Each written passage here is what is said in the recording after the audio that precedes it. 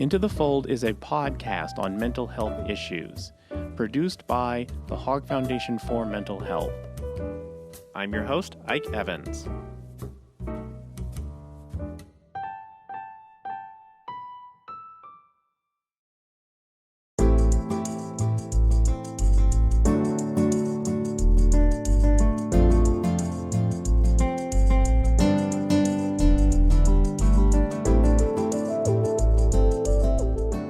To be clear, it's not a program that schools implement.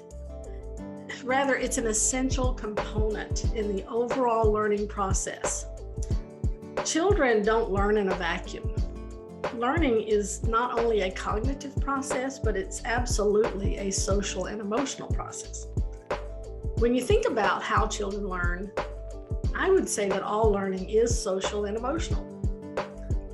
You can remember probably a teacher, a special teacher or a special educator in your past who made you feel like you were important, who believed in you, who inspired you to do your best. But do you remember the math test you took or the reading assignments that you were giving? Not so much.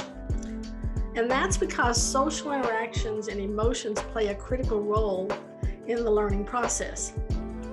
The parts of the brain that are involved in learning aren't isolated to one area, but the parts that regulate social and emotional development are also involved, and they're equally involved.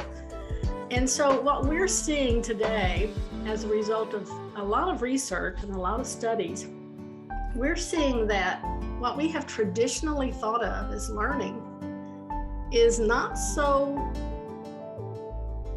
it's not as effective now. We really have to look at the child and how the child develops both socially and emotionally, as well as academically. Talk about social and emotional learning, we really talk about the skills that youngsters are going to need.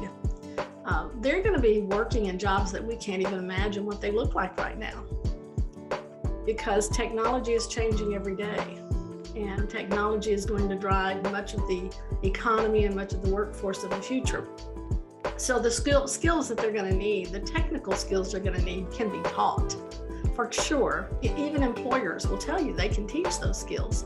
But what they're looking for are the kinds of skills that they can't teach, that kids need to develop. And these are those social and emotional, are sometimes called soft skills.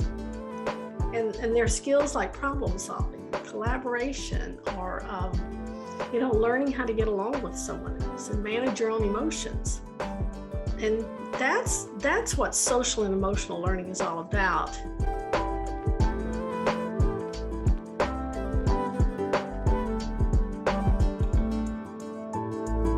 To be clear, though, SEL is not, and I say this emphatically, SEL is not critical race theory, despite the controversy out there. Now, I don't want to spend time talking about what critical race theory is, because that's not my area of expertise. But what I do know is that it was developed as a tool to help university law students think more critically about the impact of historical and present-day racism within our legal system. So it's not something that's even talked about in K through 12 education, let alone taught. So that's why it troubles me that critical race theory has been equated with social emotional learning.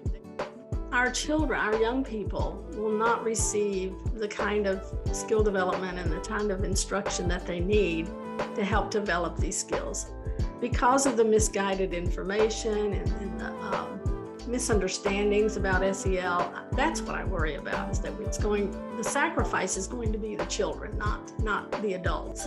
And it worries me that this misinformation will prevent or deprive our children and young people from developing these skills they're going to need. If you ask any young person today who recently graduated from high school, if they felt prepared for the future, they would tell you almost emphatically, no, a large number of these children are not feeling prepared for their future.